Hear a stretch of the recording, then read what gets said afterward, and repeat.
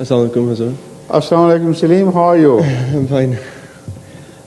I would just like to know or to clarify a point. I've had many dreams about Huzur and about different things during my year of acceptance to Ahmadiyya, and I would just like to know what guideline would be correct to follow the interpretation of these dreams.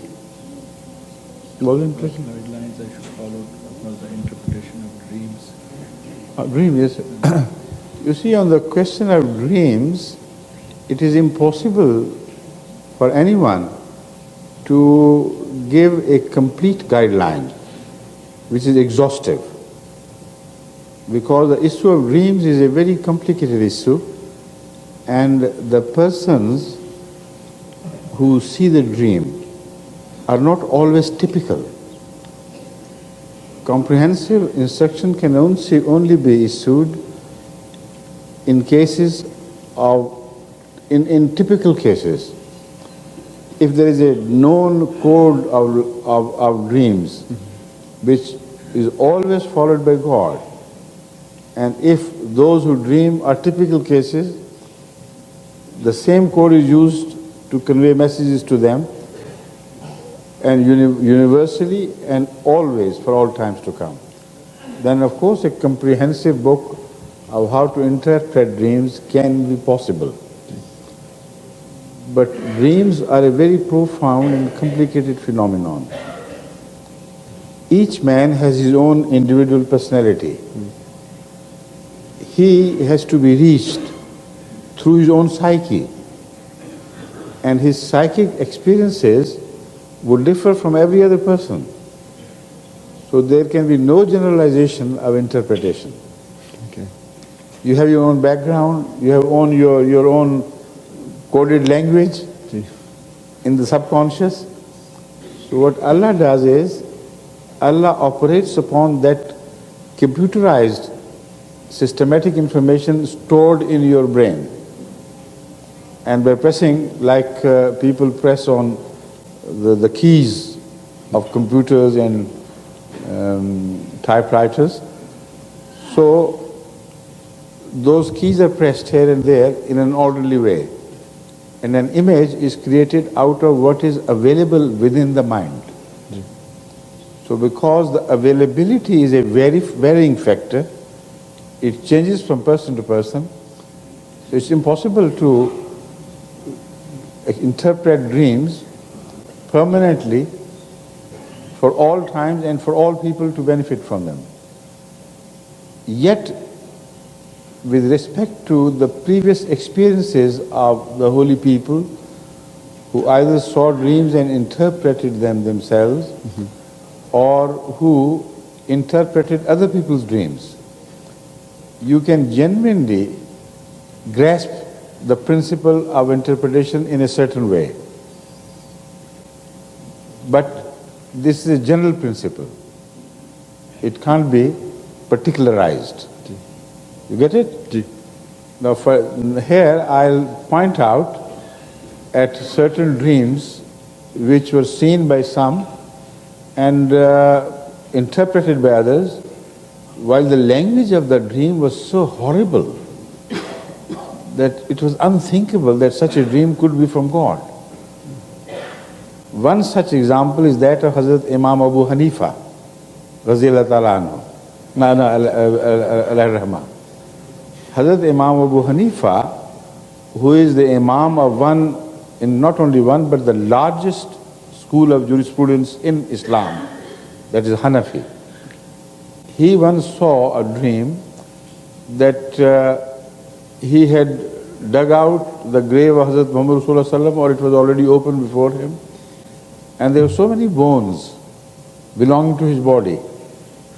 And he picked up certain bones and liked them and put them back in the proper order, and picked some other bones and disliked them and threw them away. Now, in the morning he was horrified, absolutely. He feared for his future, spiritual future, he feared for his redemption, and he said, what would happen to me? Then he reported this to a holy man who had earned fame for his qualities, capability of interpreting dreams. He went to him and he said, Allah bless you, what a wonderful dream you have seen. He was amazed. He said, what do you mean by that? He said, this is your task. You interpret the traditions of Hazrat Muhammad Rasulullah Sallallahu Alaihi Wasallam, and you have to choose the right ones from the wrong ones. If you make a mistake there, then you will mislead the whole people of Islam. So God has shown you in your dream that He has gifted you with this quality, this potential, this talent of judging the right hadith from the wrong hadith. So the ones you don't like do not belong to Hazrat Muhammad Rasulullah Sallallahu Alaihi Wasallam. You can throw them away without any fear, because they really do not belong to him, they have been attributed to him. And those which you like, you put back in his grave, they are the real hadith to go by. So see, what a wonderful interpretation which fitted the situation. The same dream, if it had been seen by a lesser man, in fact by anyone who was not related to this task of jurisprudence or selection of hadith, for him the interpretation would be different. For him this dream would indicate that within you are a rebellious person. Within you there is something wrong in your whole attitude to Muhammad Rasulullah Sallallahu Alaihi Wasallam. Part of his teachings you accept and part you reject. So see, so with a slight turn of the situation, the interpretation can change so dramatically. So from these hadiths and similar, we draw the general principles of how things are to be interpreted. They should be interpreted in view of the person who is seeing the dream. If he is a pious and holy man, then the interpretation would acquire a different color and different aspect. If he is unholy man, he is a worldly wise person, then the interpretation would change accordingly. Because if somebody is known to be holy and honest and true, the bad dream about him or of his own dream about himself will have to be studied in depth.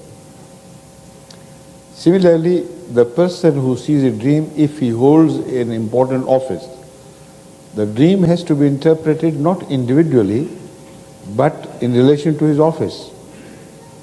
The case of the dreams mentioned in the Holy Quran, which were presented to Hazrat Yusuf alayhi salatu wasalam for interpretation, is a case in point for us to explain the whole phenomenon. He is known to have interpreted 3 dreams, and is known to have failed to interpret one. See?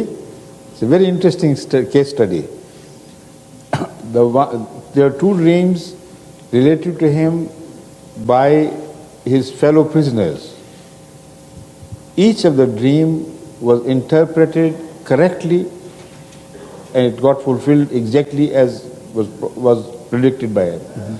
But individually, there was no issue of a communal interpretation to be made regarding those 2 dreams. But one dream which was seen by the king, it was not interpreted individually. It was interpreted as having a significance for the whole people, for the whole country. In fact, even beyond the borders of Egypt, because that was a great king. His dreams could not have been interpreted individually just for himself. And what the events which followed proved that Hazrat Yusuf alayhi salam's interpretation was the wisest interpretation that could be offered. And so correct it was. It turned out to be 100% true. So from that we can infer that the person who sees the dream, that person also has some significance in it.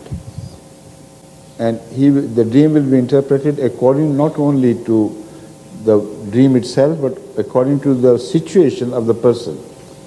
Hazrat Yusuf alayhi salam knew that this was a king, a great king in fact. And his dreams would not be ordinary dreams. They must have something to do with the destiny of the whole people. Now the dream he failed to interpret was the dream about himself. He saw in a dream the moon and the sun and the stars all prostrate to him. 11 moons and the stars and one sun and one moon prostrate to him. And he innocently related it to his father, and he understood the meaning immediately. And that dream was of a wider significance than the dream of the king. In so many ways, I don't want to go into detail, but it's a very interesting study. So he told him not to relate this dream to your brothers, he said, to his brothers. Mm-hmm. He understood immediately that God is going to give him a station above them, above the brothers, which will make them jealous. So he may not have told the dream to the brothers. As you know, Hazrat Yusuf alayhi salam was a very obedient son. Mm-hmm. Yet, this could not change the destiny. It was destined that the brothers should do what they intended to do to him, so that it would open the way for the future events which took place in Egypt. Joseph was so important for the lives of millions of people of that time. Continuously for 7 years at least, that if this ploy of Hazrat Yaqub could save him from that ultimate danger of falling prey to the plot of his brothers, then apparently a small object would have been won. But at what a loss.